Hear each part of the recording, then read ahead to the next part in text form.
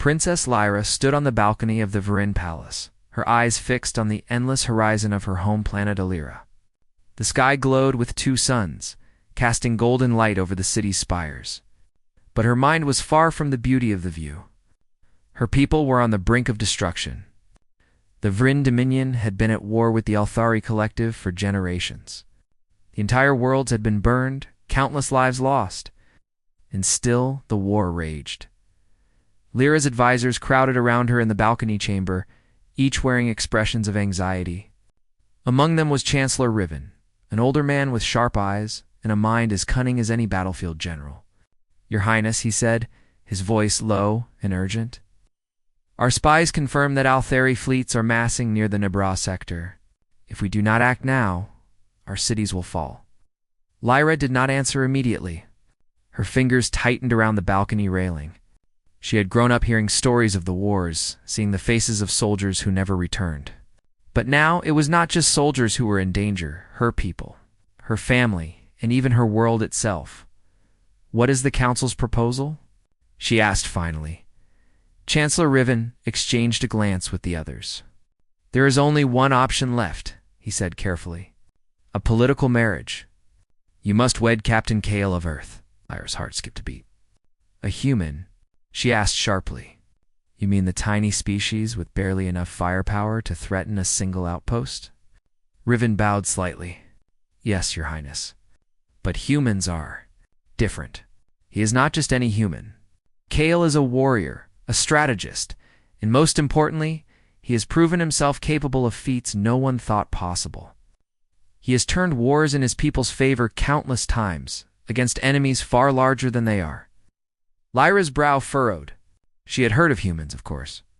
They were small, fragile, and slow compared to most galactic races. But somehow, they had survived and even thrived. She had never understood why anyone would place hope in such a race. "And you expect me to marry this human to stop the Althari?" she asked, her voice icy. Riven nodded. "It is the only way. A marriage between your house and Captain Kale would signal a united front. It could force the Althari to reconsider their invasion." Lyra looked down at the city below, thinking. She hated the idea of marrying a stranger, especially one from a species she had never respected. But she hated the thought of her people dying even more. Duty, she reminded herself, always came first. "Arrange it," she said finally, her voice steady. "Bring him here. If this is the only way to save Illyra, I will do it. But I make no promises beyond that." 2 days later, the human ambassador arrived on Illyra. Captain Kale stepped onto the palace docking platform with a calm confidence that immediately drew attention. He was tall for a human, with broad shoulders and an unshakable presence. His uniform was simple, but he carried himself as though he belonged anywhere in the galaxy. Lyra watched from the balcony as he was led inside. She expected a nervous, fragile creature, trembling under the weight of alien politics.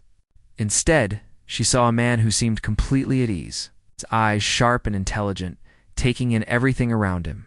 The first meeting was tense. Lyra entered the grand hall wearing ceremonial robes, her posture rigid, her expression cold. Kale bowed respectfully but did not flinch under her gaze. "Princess Lyra," he said in a deep, clear voice, "I am honored to meet you." Lyra studied him for a long moment before speaking. "Captain Kale, I hear much about your abilities. You are a warrior, a strategist, a hero of your people, and yet you are only human." Kale smiled faintly, not offended. "Yes, I am human. Small, fragile, and mortal. But my people have survived against odds far greater than any of us could imagine. And I have learned that even the smallest being can change the course of history." Lyra arched an eyebrow. His confidence irritated her, and yet there was something undeniably compelling about him. Perhaps it was the way he spoke with calm certainty, or the way he did not seem afraid of her or her palace. Riven stepped forward. "Your Highness, Captain Kale has agreed to this union. He understands the stakes. If the Althari see this marriage as a genuine alliance, they may halt their advance." Lyra nodded slowly. "Then we proceed. But I will make this clear. This marriage is for politics, not for whatever it is humans call affection. Kale's smile deepened. Understood, Princess. Let us save your world first and worry about the rest later. The following days were filled with tense preparations. Lyra introduced Kale to her people, showed him the strategies of the Vryn armies, and briefed him on the Altharia's strengths. He listened carefully, asking questions that made her advisors uncomfortable. Humans were small, yes, but Kale's mind moved in ways they could not predict. He suggested strategies, formations, and maneuvers that no alien army had tried before. One evening, as Lyra walked through the palace gardens, she found Kale standing alone by a fountain, watching the twin suns set. "You think too little of your people," Kale said quietly, noticing her approach. "You underestimate what humans can do. You think our size or strength matters more than our mind, our courage, or our determination?" Lyra frowned. "You speak as though humans are gods. They are fragile. They break easily. I have seen their wars. They survive by luck, not skill." Kale shook his head. "No. They survive because they refuse to accept that they are small or weak. They fight. They think. They adapt. That is why they endure, why they can change the outcome of wars that seem hopeless." Lyra studied him. She could see the fire in his eyes, the unwavering certainty. It was almost intoxicating. She did not trust herself to speak further and turned away. Leaving Kale to his quiet contemplation, the day of the formal wedding came. Though it felt more like a political ceremony than a celebration, alien dignitaries filled the palace halls, all watching the union of species that many considered impossible. Lyra walked down the aisle with perfect grace, her expression unreadable. Kale stood at the altar, calm, as though he had been born for this moment. When the vows were exchanged, Lyra felt a strange weight lift. Not because she believed in the marriage, but because it symbolized hope that war could end, that her people could survive.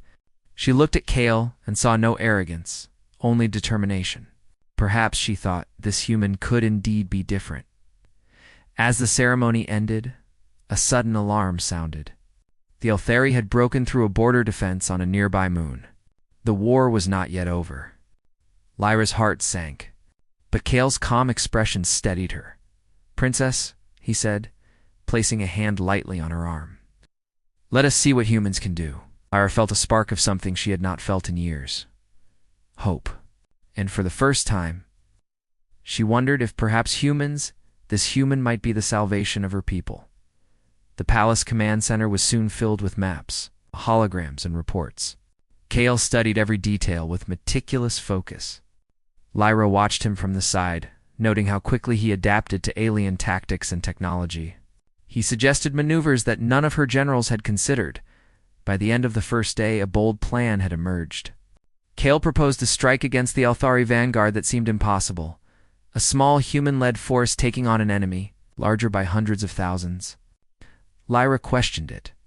"You would risk your people, your men, in a suicidal plan?" Kale shook his head. "Not risk. Precision. Every movement calculated. Every weakness exploited. Humans are small, yes, but that can be an advantage. Speed, cunning, and courage can defeat brute force." Lyra remained silent, her mind racing. She had never seen someone so calm in the face of overwhelming danger. Perhaps humans were more than they seemed. That night, as she stood alone in her chambers, Lyra stared at the stars. She had married a human to save her people, expecting little more than a political gesture. Yet now, she felt a mix of curiosity and cautious respect. Kale was no ordinary human. He was something extraordinary. The twin suns of Illyria had barely risen when the first Illyria ships appeared in orbit. The palace command center buzzed with tension.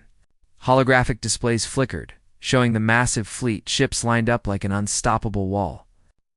Millions of soldiers waited on the surface of nearby moons, ready to invade. Princess Lyra stood at the edge of the command room, watching her generals argue and shout, their voices a chaotic mixture of fear and frustration. She had grown accustomed to command two endless debates over tactics. But today was different. Today, the fate of her people rested in the hands of a human. Kale moved calmly among the holograms, scanning each fleet formation. His human eyes, though unremarkable in appearance, seemed to see patterns that no alien mind had noticed. "These are strong, yes," he said, his voice quiet but firm. "But they are predictable. Their formations are rigid.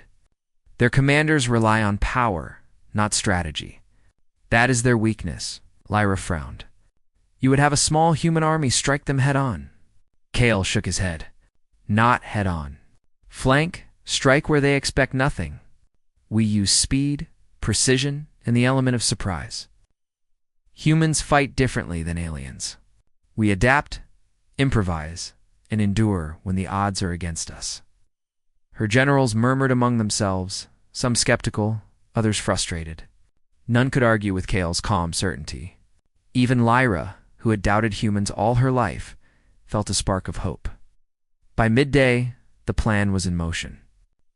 Kale had divided the Vryn forces into small units, each led by human soldiers paired with Vryn veterans. The humans trained for years in guerrilla tactics, improvisation, and adaptive warfare. Kale's instructions were precise, almost surgical. Lyra watched from a command platform high above the battlefield as the first skirmishes began. Althari troops poured onto the moons, their massive armor and advanced weapons seeming invincible. But Kale's forces moved like shadows, striking quickly, disappearing before the enemy could react. A unit of human sharpshooters climbed high cliffs, taking out the Althari artillery before the main army even noticed. Another group, led by Kale himself, used stolen Althari hovercraft to circle behind enemy lines, cutting off supply routes and communications. Lyra's breath caught. She had expected humans to fight bravely, perhaps cleverly, but she had not expected this level of coordination, of sheer audacity. Every move Kale made seemed to break the rules of warfare she had known all her life, and yet it worked. On the battlefield, Kale was everywhere. He ran alongside his soldiers, issuing orders, adjusting tactics in real time. His presence inspired the Vryn troops, who had never fought alongside humans before. They had thought humans fragile, limited, unworthy of trust. Now they saw a leader who moved like a force of nature, fearless in the face of enemies that dwarfed him. Lyra observed quietly from above, heart pounding. She had promised herself she would see this through for politics, not for admiration. And yet, every time she saw Kale in action, she felt awe. He was not just a warrior, he was something more. Something extraordinary. Hours passed, and the battle intensified.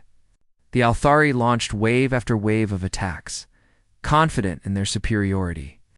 Massive war machines advanced, shaking the ground, their weapons raining fire across the plains. Yet Kale remained calm. "Hold here," he told a Vryn commander, pointing to a narrow valley. "They will come. At them. Then we collapse the flanks. Timing is everything." The Aetheri troops marched into the trap, their confidence, their undoing. Explosions erupted as hidden Vryn and human units struck from the sides and above. The Althari formations crumbled, their massive machines trapped and destroyed. Lyra's jaw dropped. She had read about ambushes, sieges, and battlefield tactics, but she had never seen anything like this.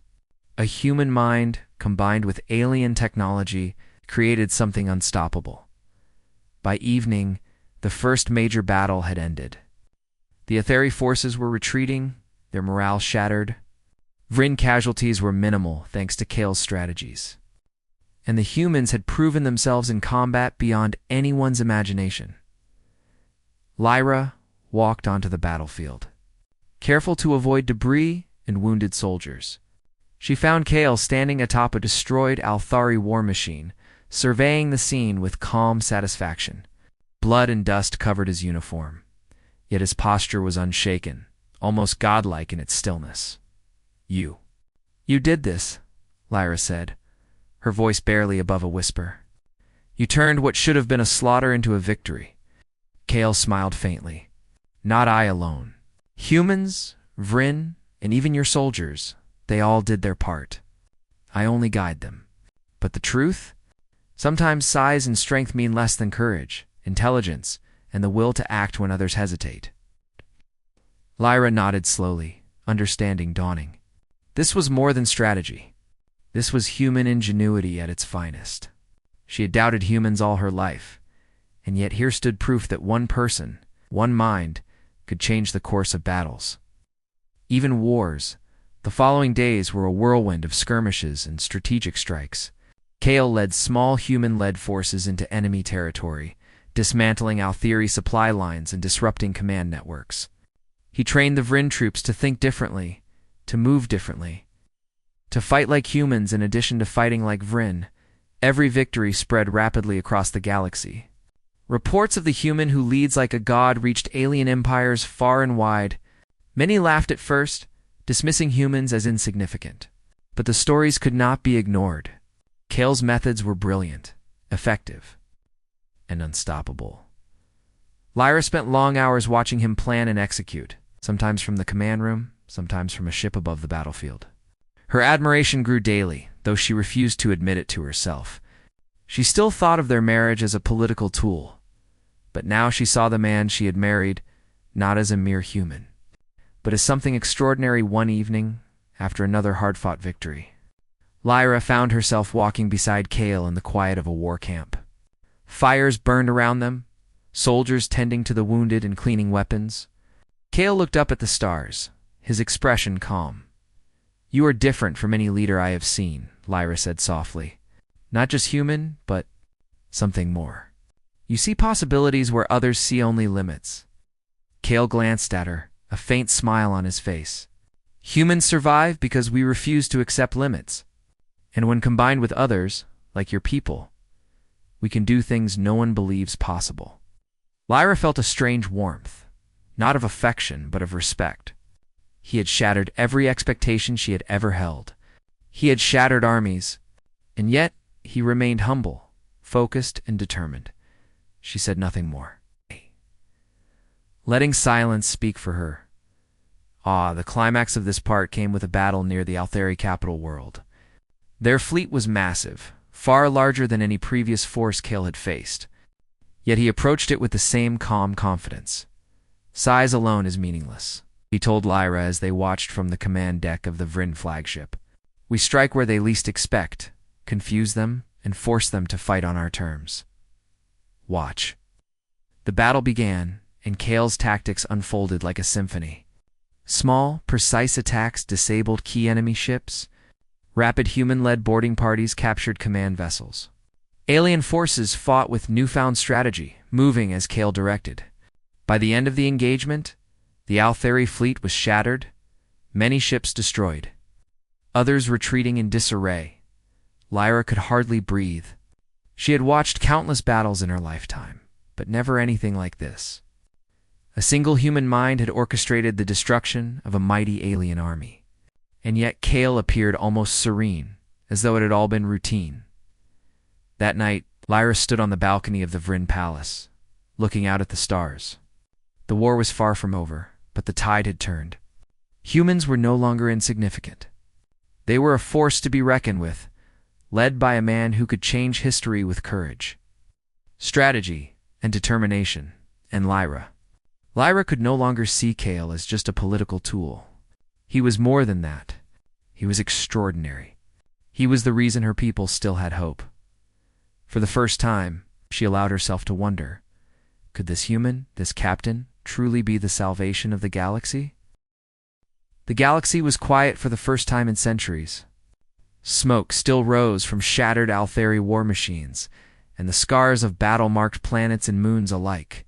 But the endless war that had haunted Princess Lyra's life was finally turning toward peace. At the center of this transformation stood Captain Kale, the human she had once married as a political necessity. Now, after countless victories, she saw him not merely as an ally, but as a force of history. The day began with reports from the battlefield. The remaining Althari forces had retreated to their capital world, demoralized and disorganized. Kale had already drawn a plan to strike decisively, not to destroy, but to force a surrender on terms that would save lives. Lyra watched him at the command platform. Moving among Vryn generals and human officers alike, his presence was magnetic. His words were calm, precise, and full of authority. Soldiers followed his orders without hesitation. Even the most battle-hardened Vryn veterans seemed to defer to him instinctively.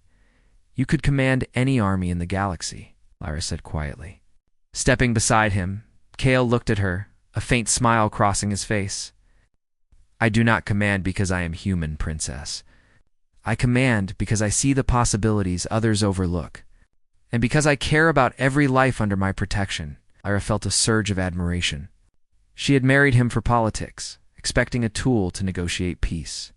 Instead, she had found a leader capable of shattering entire armies with strategy, courage, and sheer will. The final confrontation began as their fleet approached the Elthari capital world. The enemy had amassed what remained of their forces, hoping to repel the humans and Vryn together. Massive war machines, shielded battleships, and countless infantry awaited them. Kale studied the formation carefully. "They are desperate," he said. "Desperation makes even the strongest make mistakes. We will exploit that. Prepare the troops." Lyra's generals exchanged nervous glances. The numbers were intimidating, but she had learned to trust Kale. Every time he had faced overwhelming odds, he had found a way to win. The battle was a masterpiece of strategy. Kale led rapid, coordinated strikes against key enemy positions. Human and Vryn units moved together seamlessly. They used terrain, speed, and deception to outmaneuver the larger Elthari forces. At one point, Kale personally led a squadron of human soldiers into the heart of the enemy's armored division. Explosions rocked the ground around him, yet he moved with calm precision, issuing commands and inspiring courage in his troops. Even the Elthari commanders could not comprehend how one human could lead so effectively. Lyra watched from the command deck, awe written on her face. She had doubted humans, laughed at their size, their fragility. Now she understood. Courage, intelligence, and determination could surpass brute strength. Humans were small, yes, but their minds were unmatched. And Kale embodied the pinnacle of their potential. By midday, the Elthari forces began to crumble, their morale shattered under the relentless precision of Kale's attacks. Ships fled, infantry surrendered, and entire battalions disbanded. The battle ended not with overwhelming slaughter, but with the Elthari leaders acknowledging defeat. Kale allowed them to surrender on terms that would prevent future bloodshed. His vision was clear. Humanity did not conquer through fear or brutality, but through skill, strategy, and respect for life. Lyra approached him after the battle, her heart pounding. You did it," she whispered. "You ended the war. You saved countless lives, including mine." Kale shook his head, brushing dust from his uniform. "We did it. Humans, Vryn, and even those Elthari willing to listen. Victory belongs to everyone who fought wisely, not to one person alone." Yet Lyra knew the truth. Without him, their victories would have been impossible. He had shattered armies, changed the course of history, and shown the galaxy that humans were a force beyond reckoning. With the war over, attention turned to rebuilding. Kale and Lyra traveled from planet to planet, overseeing the restoration of cities, the return of refugees, and the reestablishment of trade and diplomacy. Everywhere they went, stories of human ingenuity and bravery spread. Humankind, once dismissed as insignificant, is now celebrated as a vital partner in galactic affairs. Lyra found herself speaking on Kale's behalf in councils and summits. Every time she did, she was reminded of how far he had exceeded every expectation. She saw the pride of her people as they realized humans were not weak, not fragile, and certainly not irrelevant. One evening, in the rebuilt halls of the Vryn Palace, Lyra finally allowed herself to speak her mind. The stars glimmered outside, the twin suns setting like a golden promise of a new era. "Kale," she said softly, "when we married, I believed it was only politics. I did not. I could not imagine what humans were capable of. But now, I see. You are extraordinary." Kale turned to her, eyes reflecting the fading sunlight. I am only one human, princess. But humans. We endure, we adapt. We fight when others doubt us. And sometimes, we surprise even ourselves. Lyra smiled, feeling warmth she had never expected. I do not just respect you for your victories. I trust you. I believe in you. And I believe in humanity. Kale's hand found hers, gentle but firm. Then together, we will build a galaxy that remembers courage, ingenuity, and the strength of the human spirit. The political marriage, once a symbol of necessity, had transformed into genuine partnership. Lyra and Kale worked side by side, guiding not only the Vin Dominion, but also bridging relations with the Althari. Slowly, centuries of war gave way to a fragile peace. Held together by human ingenuity and the trust Lyra placed in Kale, stories spread across.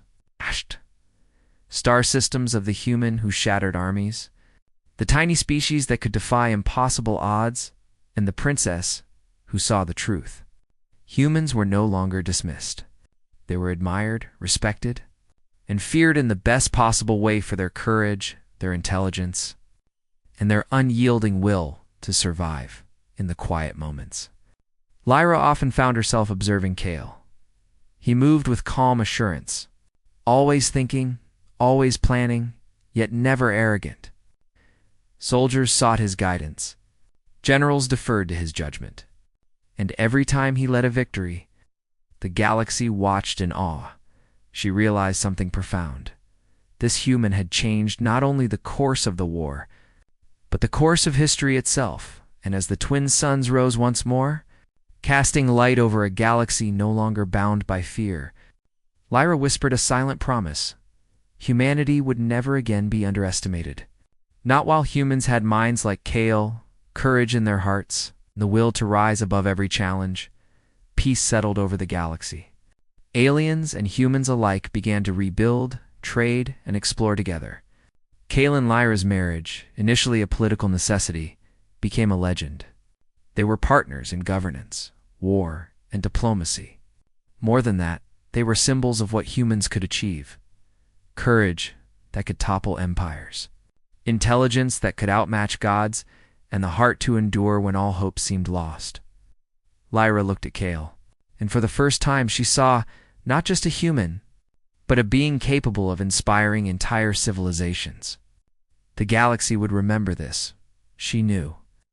For generations, humans had arrived, not as pawns of alien politics, but as a force that could change the course of history.